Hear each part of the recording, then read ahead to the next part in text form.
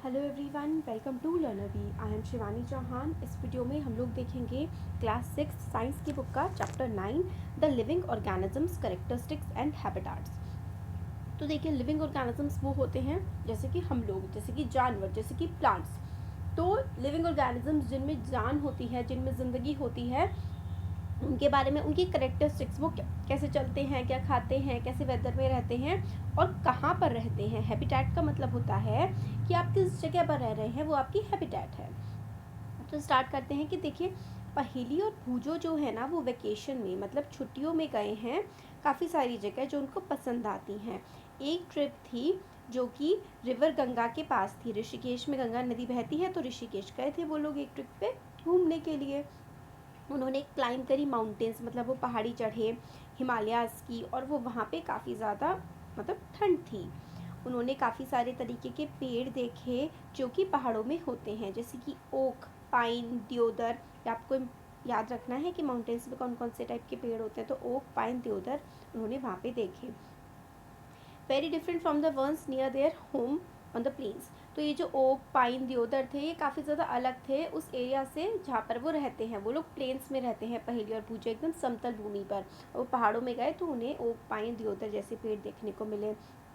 एक और ट्रिप में वो गए थे जहाँ पे वो राजस्थान गए थे, और वहाँ पे वो बहुत ज़्यादा गर्म से रेगिस्तान में, हॉट डेजर्ट में घूमे कैमल्स पर, और उन्होंने काफ़ी सारे कैक्टस के प्लांट कलेक्ट किए उस ट्रिप से। कांटेदार प्लांट होते हैं ना कैक्टस का। फाइनली वो पुरी गए थे और उन्होंने सी बीच को विजिट किया था और डॉटेड विद कैसुरीना ट्रीज। तो कैसुरीना ट्रीज वहाँ पर थे, कैसुआरीना।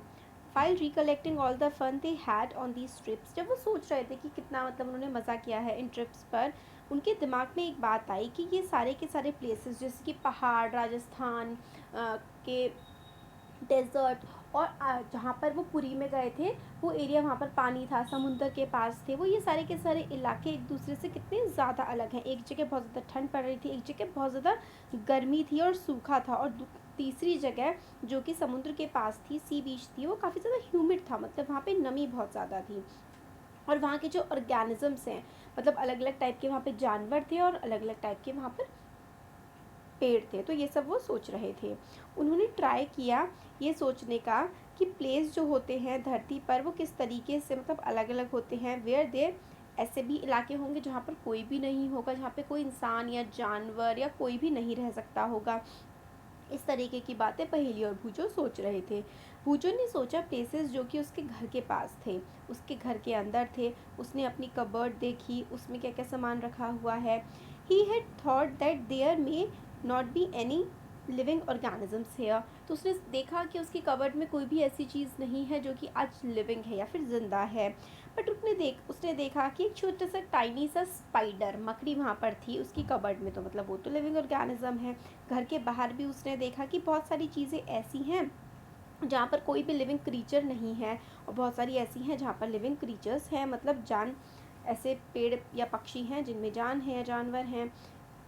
पहेली सोचना शुरू करा and reading about away far away places. पहेली ने काफ़ी सोचना भी शुरू करा और पढ़ना भी शुरू करा, जो अलग अलग दूर दूर जगह, दूर दूर काफ़ी जगह हैं उनके बारे में उन्होंने पढ़ा। She read that the people have even found tiny living organisms in the openings of वल्केनोज। तो जो वॉल्केनोज होते हैं, ज्वालामुखी जिनमें से आग निकलती है, उसमें भी लोगों को छोटे छोटे ऐसे ऑर्गेनिजम्स, लिविंग ऑर्गेनिजम्स मिल जाते हैं। तो सर्च फॉर लिविंग ऑर्गेनिजम्स ये लोग पहली भूजो सोच रहे हैं।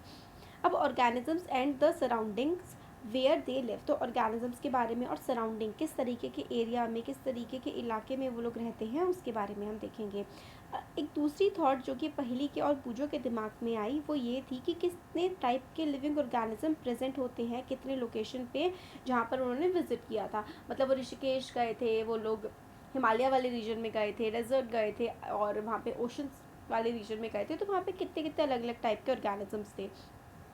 डेजर्ट में उन्हें कैमल मिले, माउंटेन में उन्हें गोट एंड याक मिले, और पुरी में उनको क्रैब्स मिले बीचेस पर, और काफ़ी सारे टाइप की फिशेस उनको देखने को मिली थी जो कि फिशरमैन पकड़ते हैं। And then there did seem to be some creatures like ants that were present all these that were present in all these different locations. तो जो चींटियाँ हैं वो हर लोकेशन पे, चाहे पहाड़ हो, चाहे समुंदर हो, चाहे रेगिस्तान हो, चींटियाँ हर जगह मिलेंगी। और बाकी बहुत सारे क्रीचर्स ऐसे हैं जो सिर्फ, जैसे कि कैमल सिर्फ आपको कहाँ पर मिलेगा, डेजर्ट्स में मिलेगा, वो बहुत ही ठंडे इलाके में ज़िंदा नहीं रह पाएगा। काफ़ी सारे प्लांट्स हैं जो उसी रीजन को होते हैं, कुछ ऐसे प्लांट्स भी हैं जो हर रीजन में भी आपको देखने के लिए मिल सकते हैं। तो व्हाट अबाउट, मतलब इस तरीके की सराउंडिंग क्या है, मतलब इन सब में क्या सेम है और क्या डिफरेंट है। तो एक्टिविटी 1 है कि let us start with the forest. एक जंगल के साथ हम स्टार्ट करते हैं और सारे के सारे प्लांट्स के बारे में, एनिमल्स के बारे में, और जो जो चीज़ें वहाँ पर मौजूद है उनके बारे में सोचते हैं, जो जो वहाँ पर मिलती है, और उनको एक कॉलम में लिख लेते हैं, जैसे कि टेबल 9.1। तो देखिए टेबल 9.1 में जंगल में क्या क्या मिलता है, माउंटेन में, डेजर्ट में, सी में, और दूसरी अदर प्लेसेस में कौन कौन से प्लांट्स, एनिमल्स या फिर ऑब्जेक्ट्स हमें देखने को मिलते हैं, ये हम लोगों को लिख लेना है। तो यही है कि एक कॉलम में आप लिस्ट बना लीजिए एनिमल्स की, प्लांट्स की, जो भी वहाँ पर मिलते हैं, और अलग अलग एग्जाम्पल आप लोग देख लीजिए। इसको अपने फ्रेंड्स के साथ, पेरेंट्स के साथ, टीचर्स के साथ डिस्कस करके इस टेबल को फिल कर लीजिए। और काफ़ी इंटरेस्टिंग सी जो किताबें होती हैं, लाइब्रेरी की किताबें, या फिर अलग अलग से आप हेल्प भी ले सकते हैं। और try and include many plants, animals and objects, big and small, each of, मतलब फिर आगे कहते हैं एक्टिविटी में कि आप जितने भी ज़्यादा छोटे जानवर हो, बड़े जानवर हो, प्लांट हो, एनिमल्स हो, कुछ भी आप इंक्लूड करने की इसमें कोशिश करिए। तो यही एक्टिविटी 1 आपको करनी है कि अलग अलग जगह में कौन कौन से प्लांट्स, एनिमल्स ये सब मिलते हैं वो लिखना है। अब आता है हैबिटेट एंड एडिप्टेशन। तो what do you find from the plants and animals listed in activity 1। Activity 1 में आपने बहुत सारे प्लांट्स के बारे में लिखा होगा या एनिमल्स के बारे में लिखा होगा, है ना। तो उसके आपको क्या क्या पता लगता है, क्या उनमें काफ़ी ज़्यादा भिन्नताएं हैं, क्या उनमें बहुत ज़्यादा वेराइटी है। और look at what you have entered in the column of desert and column of the sea. तो डेजर्ट वाले कॉलम में आपने कैमल ज़रूर लिखा होगा, और सी वाले में आप लोगों ने फ़िश ज़रूर लिखी होंगी, है ना। तो इन दोनों में कितना ज़्यादा अंतर है, ये ज़मीन पर रहता है और वो भी रेगिस्तान में रेत पर चलता है, और ये पानी में रहती है। तो कितना इनमें डिफरेंस है, और इनके डिफरेंस भी आपको बताने हैं। What are the surroundings like in these region. इनके आसपास के इलाका जो है वो कैसा है। तो अगर हम सी की बात करें, इन द सी प्लांट्स हो गए, एनिमल्स हो गए, सराउंडेड बाय सलीन वाटर, यानी कि जो समुद्र होता है ना उसका पानी खारा होता है, मतलब नमकीन पानी होता है, और इसके समुद्र में रहने वाले जानवर को उस नमकीन पानी की आदत पड़ जाती है। और most of them use the air dissolve in water. और जो पानी में रहने वाले जानवर होते हैं ना, वो जो पानी में एयर यानी कि ऑक्सीजन डिजॉल्व होती है उसका ही इस्तेमाल करते हैं। देयर इज़ वेरी, डेजर्ट में पानी की कमी बहुत ज़्यादा होती है, बहुत ही गर्मी होती है दिन में, और रात में बहुत ज़्यादा ठंड होती है। एनिमल्स और प्लांट्स जो होते हैं डेजर्ट के, वो मतलब सॉइल में रहते हैं and breathe air from the surrounding, मतलब ज़मीन पर रहते हैं। प्लांट और एनिमल्स समुद्र में तो पानी के अंदर रहते हैं, और डेजर्ट की अगर हम बात करें तो वो लोग ज़मीन पर रहते हैं और अपने हवा में आराम से सांस लेते हैं। और सी और डेजर्ट जो है वो एक दूसरे से काफ़ी ज़्यादा अलग है, and we find very different kind of animals and plants in these regions. तो डेजर्ट हो गया, सी हो गया, ये दोनों एक दूसरे से काफ़ी ज़्यादा अलग होते हैं, और हमें अलग अलग टाइप के एनिमल्स और प्लांट्स यहाँ पर देखने के लिए मिल जाएंगे। Look at two very different kind of organisms from the desert and sea. Desert और सी में काफ़ी अलग अलग टाइप के होते हैं ना, कैमल हो गया और फिश हो गया, इनका बॉडी का स्ट्रक्चर अलग होता है, और कैसी कैसी कंडीशंस में सर्वाइव करते हैं वो भी काफ़ी अलग होता है। कैमल जो होते हैं उनकी काफ़ी लंबी टांगें होती हैं, जिसकी वजह से उनकी बॉडी जो है ना वो धरती की गर्मी से दूर रहती है, क्योंकि जो रेत होती है ना वो बहुत ज़्यादा गर्म होती है, इसलिए कैमल की टांगें इतनी ऊंची होती है ताकि उसका शरीर उस ज़मीन से थोड़ा ऊपर रहे और ठंडा, मतलब ठीक ठाक रहे। वो बहुत ज़्यादा कम, टॉयलेट जो होता है, यूरिन, वो बहुत ज़्यादा कम निकालते हैं बॉडी से, क्योंकि पसीने से भी काफ़ी ज़्यादा उनका निकल जाता है ना, तो पानी बचाए रखते हैं बॉडी में। Their dung is dry and they do not sweat. तो मतलब इनका पसीना नहीं आता है इनको, ताकि पानी ना लॉस हो। और इनका जो डंक होता है, जो इनकी पॉटी होती है वो एकदम ड्राई होती है, उसमें भी पानी नहीं होता है, अपने बॉडी के अंदर ही पानी बचा के रखते हैं जो कैमल होता है। और camels lose very little water from their bodies, they can live for many days without water. तो जो कैमल होता है वो बहुत ही कम पानी अपनी बॉडी से निकालता है, और मतलब बिना पानी के भी ये कई दिन तक रह सकता है।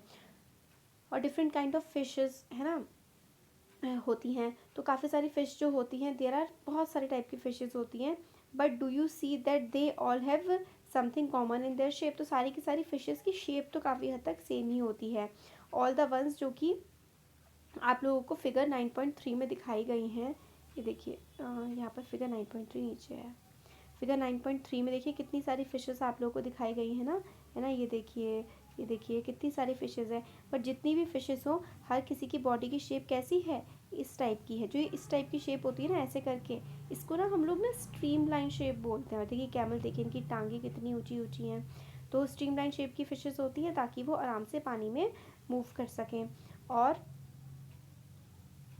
Fish have slippery scales on their bodies. जो स्केल ऐसे करके होते हैं, काफ़ी ज़्यादा स्लिपरी होते हैं। These scales protect the fish and also help in easy movement through water. तो ऐसे ऐसे करके जो स्केल्स होते हैं साइड में, उनके पंख जैसे, वो ईजिली मूव करवाते हैं वाटर में। और चैप्टर 8 में भी पढ़ा था कि फ़िश जो है उसके फ्लैट फिन्स होते हैं and tails that help them to change direction. उसकी टेल जो होती है उसकी वजह से भी वो आराम से जो है बैलेंस बना पाते हैं पानी में और मूव कर पाते हैं। Gills present in the fish help them to use oxygen dissolve in water. और जो गिल्स प्रेजेंट होते हैं ना फिश पर, उनको help, gills present in the fish में जो गिल्स होते हैं, हेल्प देम, गिल्स हेल्प करते हैं फिश को ताकि वो यूज़ कर ले जो कि ऑक्सीजन डिजॉल्व है पानी में उसको।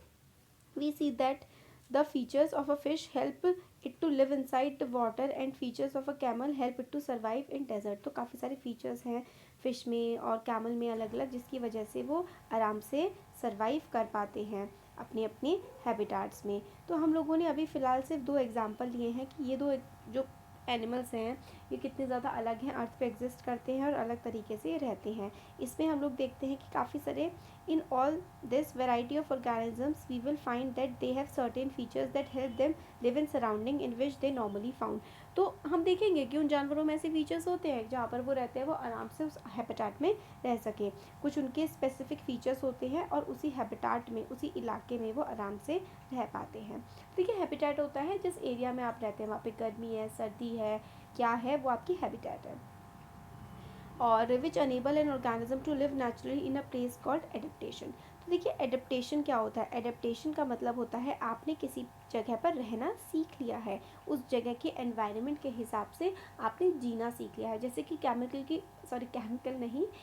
की टांगें लंबी होती हैं, इसलिए होती हैं ताकि वो ज़मीन से ऊपर हो और वो आसानी से चल सके।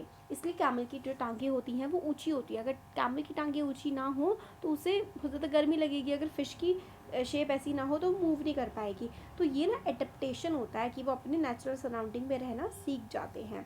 Adaptation of organisms differ depending on their place of dwelling. Dwelling का मतलब होता है कहाँ रहते हैं।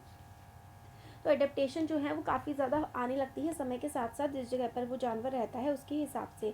इसीलिए फ़िश जो है वो पानी के बाहर नहीं रह सकती और कैमल जो है वो सी में, समुंदर में वो नहीं रह सकता है।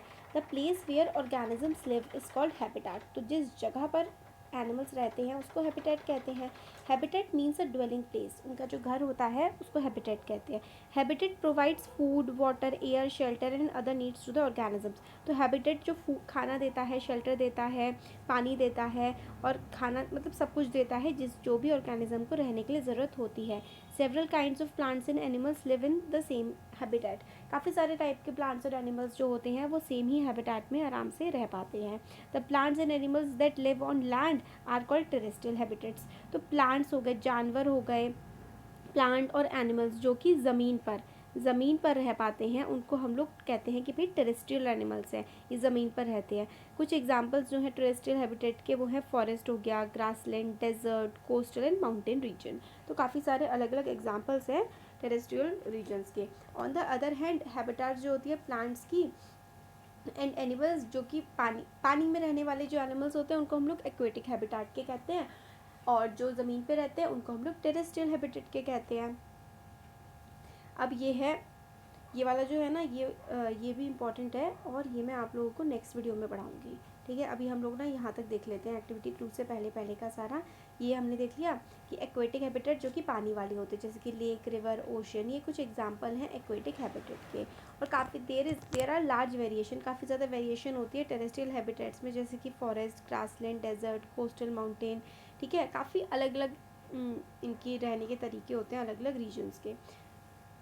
Organism, both plants and animals living in a habitat are its biotic components। तो देखिए ऑर्गेनिज्म जैसे कि प्लांट्स और एनिमल्स है, जिनमें भी जान होती है ना, जिनमें जान होती है वो सारे के सारे बायोटिक कंपोनेंट्स होते हैं किसी भी हैबिटेट के। ये चीज़ ना बहुत ही इंपॉर्टेंट है कि बायोटिक क्या होते हैं। देखिए बायोटिक कंपोनेंट्स वो होते हैं जैसे कि प्लांट्स एंड एनिमल्स जिनमें जान होती है।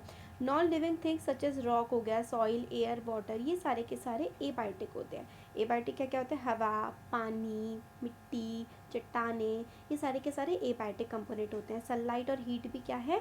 एबायोटिक है, क्योंकि सनलाइट में कोई जान थोड़ी ना होती है ना। तो एबायोटिक, बायोटिक।